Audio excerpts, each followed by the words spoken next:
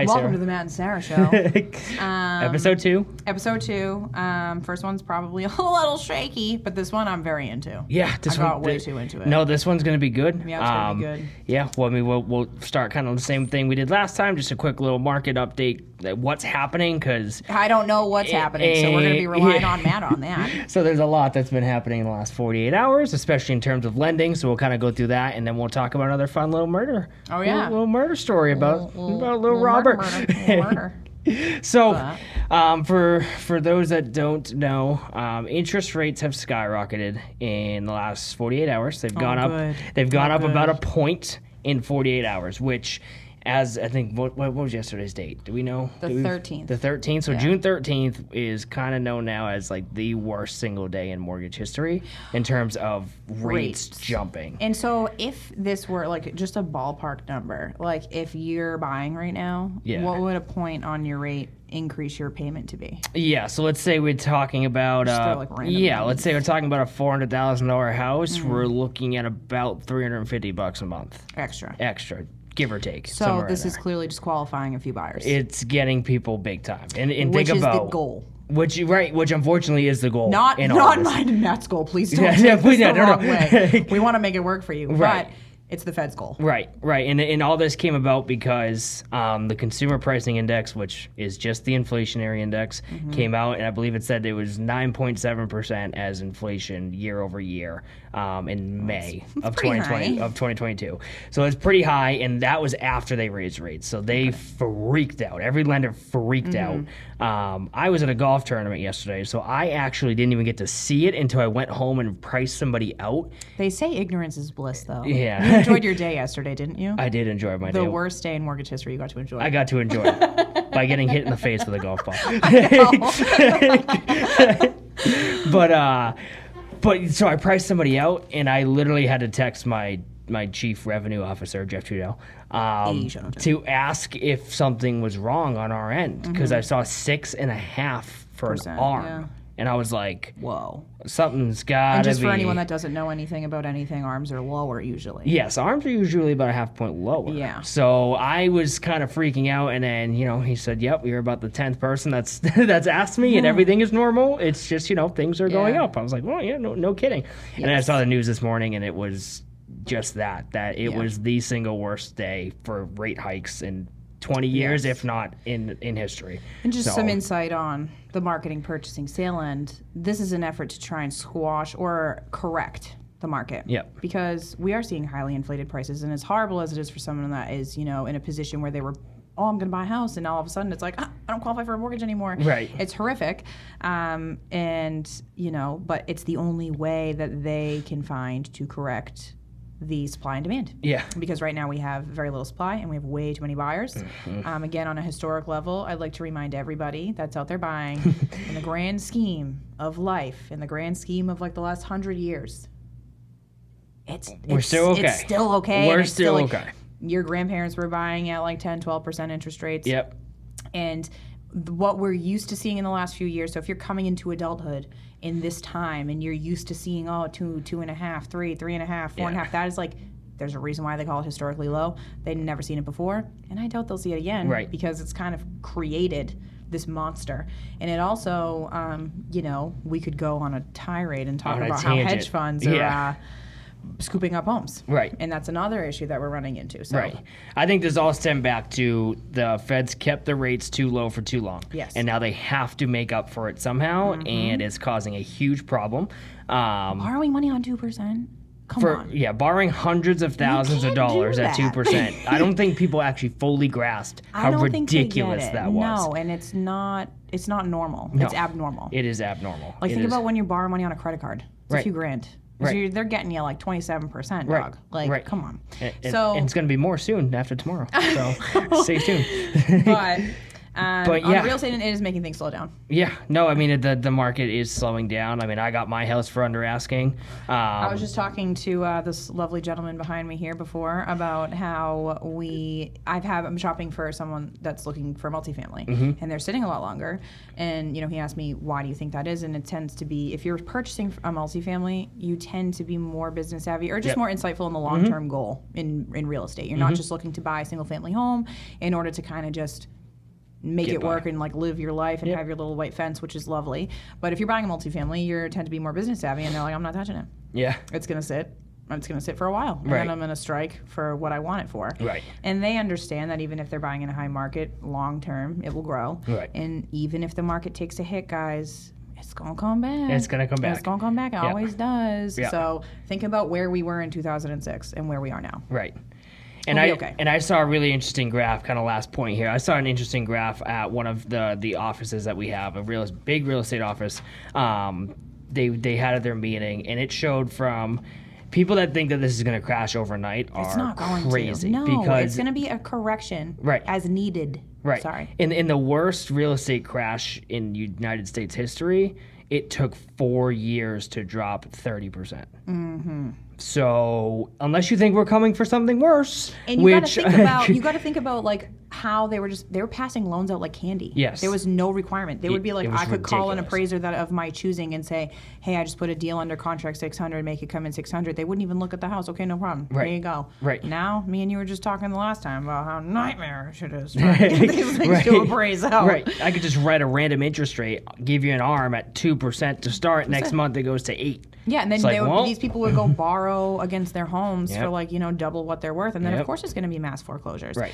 And I'm sure that if the market contracts and we end up in a recession, there are unfortunately going to be people that are losing their homes, but that's happening now. Yeah. Even in this hot market, it's happening now. Yeah. Because sometimes a foreclosure home, if you can't afford your mortgage, you can't afford the upkeep.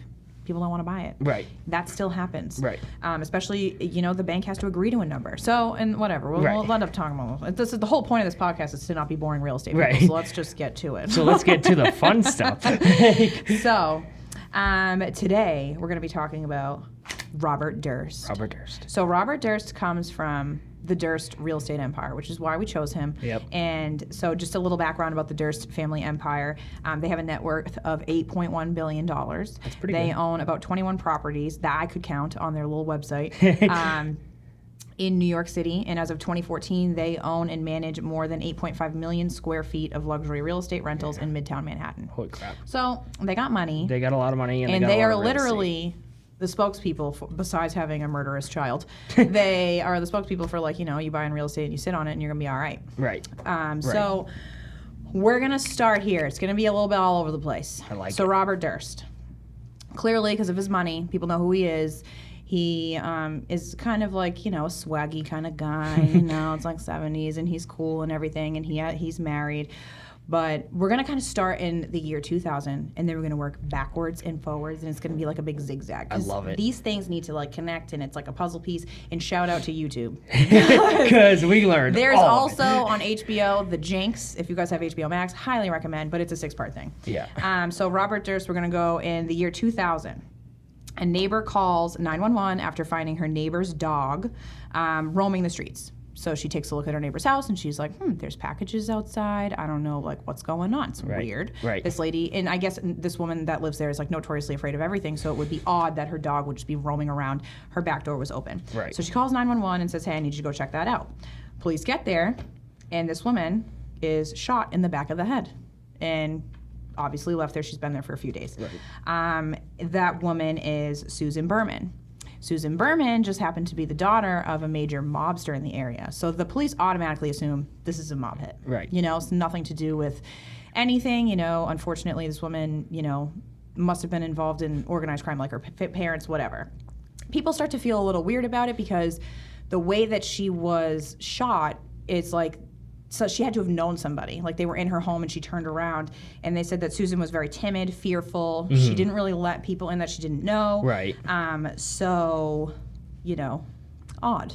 Woman's Little bit. dead. So we're going to backtrack here. We're going to talk a little bit about Robert. Yeah. Robert was friends with Susan. But, you know, the police aren't really putting anything together here yet because they're like, you know, this woman, they're just automatically assuming mob behavior. Yep. You know, so Robert's first wife was Kathy McCormick Durst. They started in a loving, caring relationship like most people, and then the relationship slowly became abusive. Robert himself is quoted saying, "I was the dominant one in the relationship." Right. So his wife, when she kind of noticed things were getting a little wonky, decided to go to nursing school to gain some independence, and then to med school. She was doing a really great job. And then because that was, you know, he could kind of see that she was trying to pull away from him, the abuse became more intense. Right. And so he became more controlling, more violent, and her friends were like, you know, you really got to get out of this. She was under the impression that she thought that she could handle it. You know, I can handle this. It is what it is. Right. Like, worst case, I'll, like, you know, finish med school and then I'll be out. Well, on January 31st, 1982, so this is happening in the 80s, this is about 20 years prior to Susan's death, she goes missing. Robert drops her off at a train station and says that she never came home, never seen her again. So, that's not sketchy. Let me catch my breath. I know, not that's not sketchy. The police are automatically a little bit suspicious because he just calls the police immediately. He Right. doesn't call her family. He doesn't call her friends to say, like, hey, have you seen her? Right. You know, who were the last people she was with? Nothing. Just calls the police immediately. Says, I dropped my wife off at the train station and now she's not home. I think she's missing. So Robert starts by saying, I never saw her. Then he flip-flops and he says, oh, you know, no, actually she came home and then we fought and then she left again. So he starts kind of going back and forth, which automatically in a normal situation would be like, okay, clearly you're being suspicious, Right. whatever. You're trying to hide something. But the police, I guess the investigation overall was just trash. So he gets away with, you know, there's police missteps and it prevents Robert's arrest. So supposedly the day after she was last seen, Kathy calls the dean of her school, which is friggin' weird. Anyone here that went to college is like, you're not going to call a dean of your school if you don't feel good. Right. And she complains that she is sick and has cramps and has diarrhea and, like, overly, like, descriptive odd things. And so what people believe now, in hindsight, over this 20-year stretch, is that it was actually Susan Berman that faked the call for Robert Durst. Right. So when you connect these two things, he was in an abusive relationship. Obviously, he killed his wife.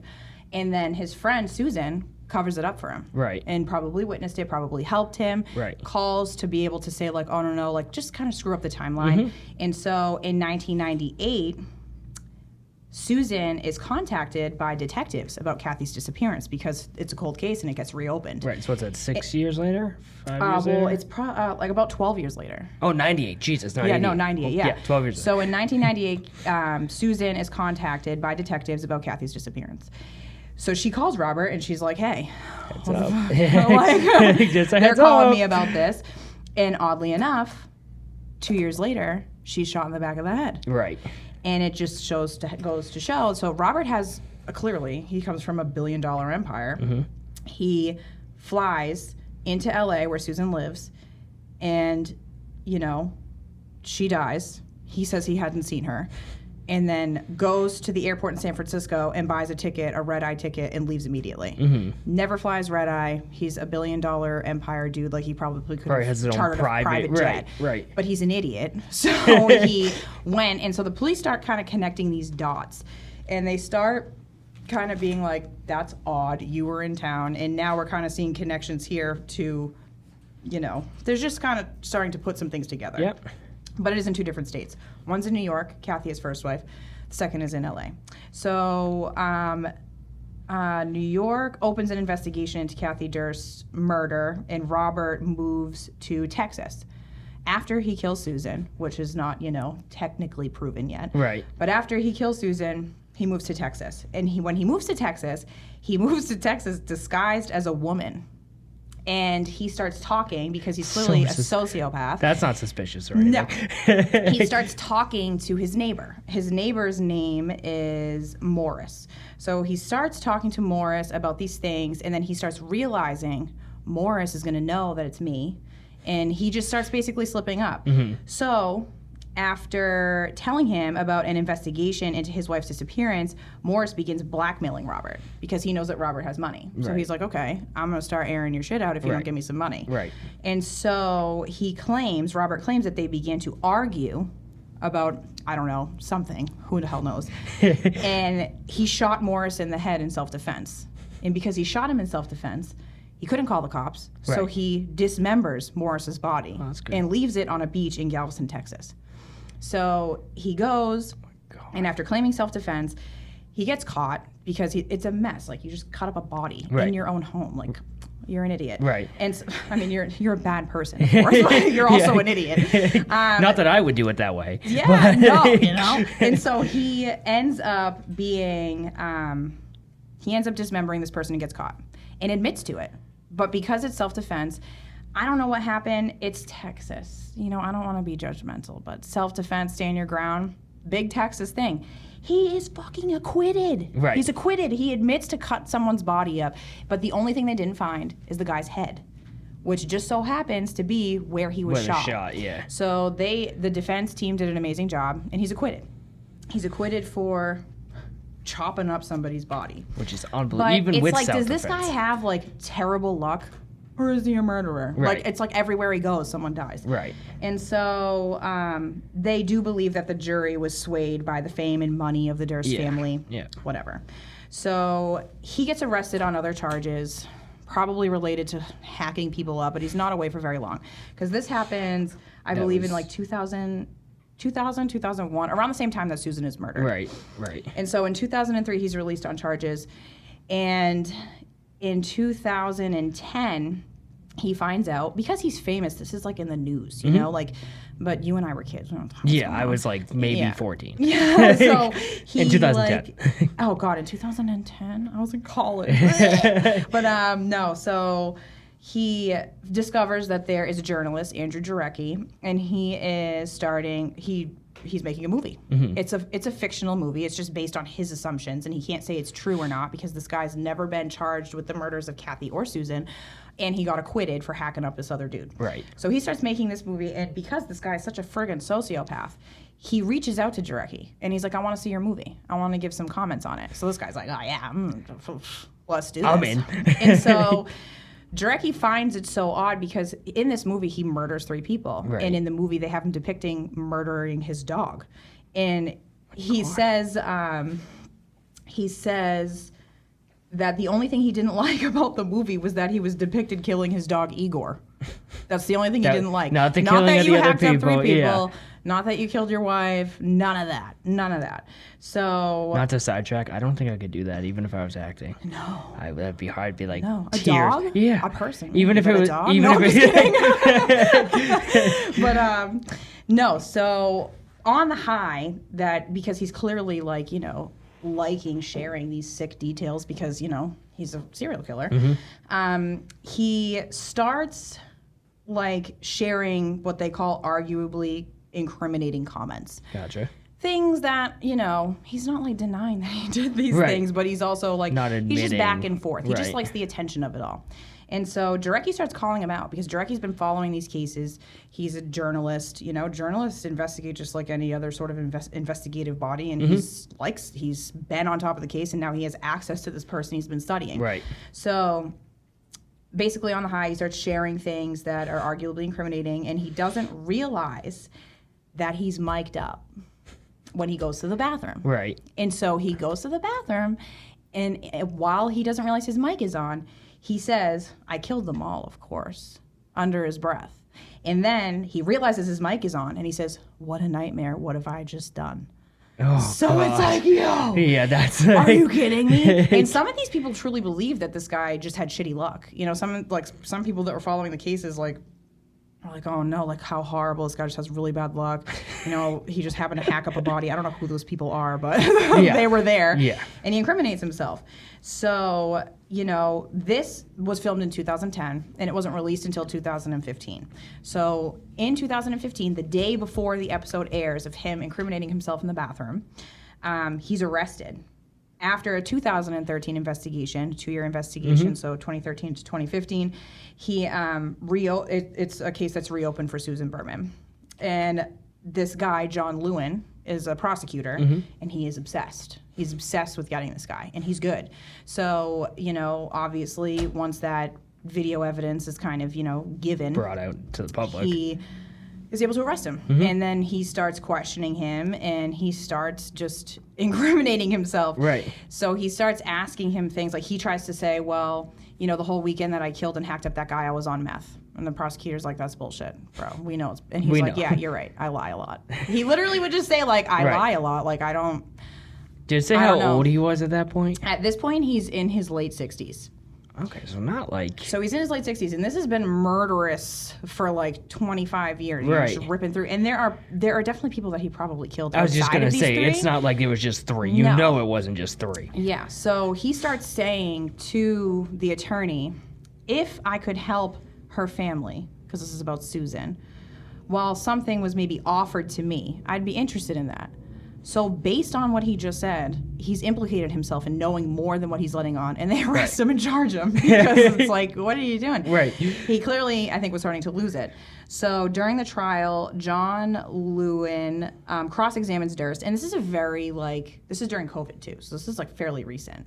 The trial doesn't start until during COVID. It's very explosive. It's very theatrical.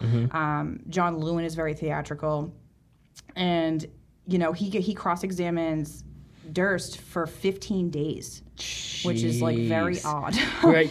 So he says, how many times have you committed perjury during this trial? And Robert Durst replies, several times. I have lied several times on the stand.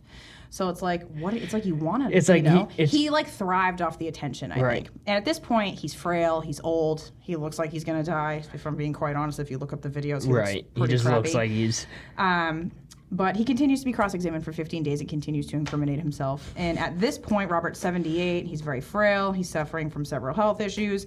And on September 17th, 2021, he is obviously, convicted. Right. He's guilty of first-degree murder of Susan Berman. At one point, there was a witness that said that, I forget, I think his name was like Nick or something, but Durst had said it was either her or me, so I didn't have a choice. Oh my God. Basically implying that Susan was blackmailing him, saying, the police are coming and they're asking me about your ex-wife, and I know everything, so give me some money. Right. Or I'm going to rat on you. Right. So the jury believes that he killed Berman for being a witness to the murder of his wife, Kathy, and being involved because she called and pretended to be Kathy, called the dean and told everyone she had diarrhea. I'm weird. And then he then is charged with second-degree murder of his wife, Kathy, in New York. So because of the pieces that are put together for Susan, second degree. I think it's because... I know way too much about crime, but the second degree is probably because it's like a crime of passion. Like maybe they were like in a fight and he ended up killing her. Gotcha. First degree it is wasn't planned. Like plotted out. Premeditated is first degree. Second degree is like, or it was like a plea deal. I don't know. Maybe he said, we're going to charge you with second degree murder because we know that's what we can get. We don't have enough information to show that it was planned. Probably because Susan is dead. They probably would have been able to get him for first degree murder if Susan wasn't dead. Right. But shortly after being charged with the murder of his wife, Kathy, Robert Durst dies. He is old. But because the murder conviction of Susan Berman was in the appeals process and he died during the appeals process, his murder conviction is overturned. Right. And he's considered not guilty. Right. Why? So that's the story of Robert Durst, basically a demon, and he got away with all of it. You'd like to think, obviously, like, in the court of public opinion, it's obvious this guy did something, but in reality, he got to live his entire life. Right. Basically scot-free, a billionaire, roaming around, hanging with mobsters' daughters, killing mobsters' daughters, just being a dick. Right. And well, that's the crazy part. It's not even like the billionaire factor, but like how many people actually are out there that are like that have legitimately done horrible things to numerous people, and nobody knows. On a technicality, too. Right. Because there's, like, certain times where I'm sure people know you did it, but if they can't get it beyond a reasonable doubt, beyond a reasonable doubt, an attorney won't allow the charges. Right. So it's pretty terrible. Right. But that's crazy. In reality, after he died, his brother Doug said, Robert lived a really sad and miserable life, and we hope that his death has brought in peace to, the people that he's hurt. Right. In reality, no. I wonder if the family knew. And well, Like- it's been, and in the interviews, he talks about his brother and John Lewin, because he was like, they say that John Lewin became an expert on Robert Durst because he studied him for so long, and this was over like a 20-year period. Was that the journalist? John Lewin was Or was the that the second prosecutor. brother? Okay, He was gotcha. the prosecutor. Gotcha. Jarecki, Trying to follow everything. Oh, I know, there's a lot. But Jarecki was the guy who got him on tape. Gotcha. And you can go on HBO Max and you can watch it. And you can actually watch, like, don't they show him literally saying, "Oh yeah, I did they it"? show him saying, "Oh, we're gonna go take a bathroom break," and then Jarecki's like, "Oh my god, I can't believe we just got this on tape." Imagine being the editor of that, being like, "Wait, I know. hold on, I know. hold the phone here." Jarecki, I think, also was like so. It's not like this guy was nice to Robert Durst. He was like, "You killed these people." Right. Like he was very like would press him, but he liked to play the game. Right. Just like on the stand, being cross-examined for 15 days. No one in their right mind would do that unless they liked the cat and mouse game. Right. And the guy was so old. I mean, you should look up pictures of this guy, man. He was like looking so old. But he died at the age of, I think he was 78. Did they say why? Was it just natural? I think he just suffered, like when he's being questioned for 15 days, he has an oxygen tank. He Yeah. has a catheter. Like Yeah, so he's like- he looks like he's out of a nursing He's home. ready to So to that means go. in reality, the time he spent in prison was probably spent in an infirmary. Right, So this guy, right. it's dirt. Just Bad guy. just off dirt cheap. So basically, if you have enough money, you can get away with a lot of you shit. can get away with a lot. So, but we wanted to talk about him because he came from a real estate family. Yeah. I know that was like all over the place. So if you guys have any questions, Yeah. just let me know because I'm clearly a psychopath. And like we said, there's a documentary on HBO Max. It's called on The it. Jinx. I will definitely. I think I've watched 2 episodes of it so Yeah. far. It's pretty The interesting. Celtics have gotten in the way of it. Oh, God, I don't blame you. So I will continue watching I've it because known it's about like this for a while. Yeah. Just because I'm clearly have a dark side. I'm a Scorpio, you know. We're supposed to be a little supposed creepy. to be. Yeah, no, it was just pretty incredible in a bad way, Right. an incredible life that this man was able to kind of just do all of this.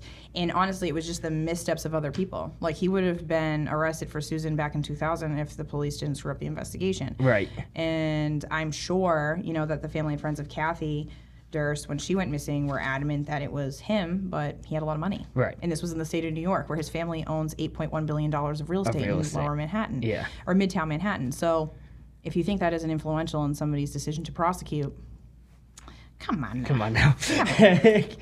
But if there's anything... Yeah, no, that's wild. Just like Wow. I feel like there was. I mean, this is gonna sound awful, No. but I always say like serial killers are unbelievably smart. Oh, yeah. Not in the actions that they are doing, but in No. the way that they can physically get away with it. Yeah. But there's always one thing. And That screws them that up. screws them up, and it's like something that it's almost like you get It's too almost like they want cocky. to. It's like, yeah, or like you something like want, that. like you just take it for granted, and then one little slip up, and then all of a sudden it's know. like, oh, there's the 18 They other tend to people. be regular people. Look at Ted Bundy. I Right. mean, you're not going to approach a psycho. Like, if you're not, it's not the people that look like psychopaths. No. You know what I mean? The No, people that it's look like not. psychopaths, you're like, I'm staying away from you. Right. But if you're charming, buddy, you'll end up cutting someone's head off. Right, right. But, No, it's wild. It was pretty It's- incredible too that this went all the way up. Like, this is recent. Like, he was just convicted in 2021, Right. September of I last remember year. I told my parents were doing it on this one, and they knew all about it too. It's crazy. They were like, "Oh yeah," like, and they've seen the documentary. They were like, "Oh yeah," like we watched that Yeah. probably like a month or so ago, maybe. Yeah, it's been. I mean, I'm sure with COVID, people have watched People it have because watched there's it. like nothing to freaking do. If But people it is watch pretty Tiger intriguing. King, they probably Oh watch. man, we should do one on that. But no, it was pretty interesting. And Yeah. if you guys have any ideas of any murderous people you'd like to hear from, Yeah. I mean, I tried to keep the last two. We tried to keep like more related to real estate. Real but estate, yeah, no, but I mean, even if we branch off, like, I know it doesn't need it's to be hard with real estate because you don't ever want to offend anybody because it's a real problem. Right. You know what I mean? Especially for women in real estate. Right. But it doesn't get attention unless you talk about it. That's exactly right. This And guy just happens to be in real estate empire that was a murderer, so it's a little different. It's- It's the other end of the spectrum. it's this The part A other and end. part B. Part A and part B. Right. But yeah, no, that was. I mean, obviously that's a story in which I talk way very fast, guys. So I'm super sorry. Maybe slow this down. Maybe just turn it down a notch. just like that. No, but I mean that's something that I mean that's a whole, like you said, it's a whole different spectrum. It's not like your everyday person that either No. got killed or is killing somebody. Yeah. But I mean, just seeing that even on the brightest of scales, I guess, with the like you have the whole world in front of you, Money, you could do and you literally can anything. still. be a piece of shit. And you could have literally probably just left your wife. Like, Right. you're a billionaire. Right. Why you gotta kill her? Yeah, but And I you mean, probably could have just paid Susan off. You got billions of dollars. You gotta shoot her in the back of the head. I wish that Something wrong with you, I wish bro. we could like study like brains of those people. Oh my God, like and the just see, like, psychology. I just genuinely I want to know. know, like, is there something off? Oh, Mm-hmm. there is, but like, where is it? And is I there a way know. to detect it early? Is there like signs that have like people I are think showing it has a lot early? to do with people's upbringing. I do think there are people that are like born gone. Just right. I've watched a few documentaries where like people ask for their children to be locked up, and then the family courts don't listen, and then they're like, go and kill people. Scary. That's crazy. That's It's crazy. pretty wild. But yeah, I would love to just see what the hell We'll their talk brains about look more like. murdery, killery people. Don't Yes. worry. Yeah. On no. Matt and Sarah show. Super bright. You know? Stay tuned for the next episode. We're gonna we may branch off from murder Yeah, stuff. and We if may you- branch off yeah. from real estate. We just don't really wanna know talk yet. we just want to be entertaining. Yeah. You know? Are you entertained? we want to be entertaining. we want to give you the quick update at the beginning just to keep you updated with what's happening, but we don't want the whole thing to be about real estate. We like want to said be before. catching the feeds of people that want to buy and sell. Right. And we want to be entertaining to them. Right. Because imagine, this is just us talking. Imagine if you got to go through the home buying process with me. Right, it'd be so much fun. We could talk about murders the whole time. Right. But yes, comment, like, share, everything, Yes. please. It would mean the world to us. Yes, We're definitely. trying to blow this thing up. So Yes. If you have any ideas, yes, holla. put them in the comments. Or if you want to join. Oh yes, if you want to be a special guest Yes, on, be a that would be special amazing. Well, Peace thank out. you. Bye-bye.